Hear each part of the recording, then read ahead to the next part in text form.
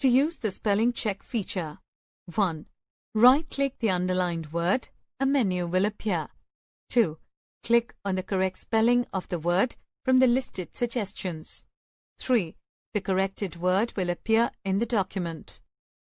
You can choose to ignore an underlined word, add it to the dictionary, or go to the spelling dialog box for more options. To use the grammar check feature, 1. Right-click the underlined word or phrase. A menu will appear.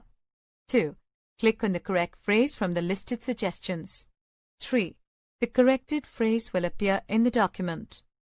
You can also choose to ignore an underlined phrase. Go to the grammar dialog box or click About this sentence for information about grammar rule. To change the automatic spelling and grammar check settings. 1. From Backstage View, click on Options. 2. Select Proofing. The dialog box gives you several options to choose from.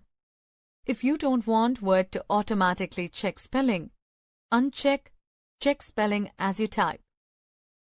If you don't want grammar errors to be marked, uncheck Mark Grammar Errors as you type. To check for contextual spelling errors, check Use Contextual Spelling. If you've turned off the automatic spelling and/or grammar checks, you can still run a check by going to the Review tab and clicking the Spelling and Grammar button.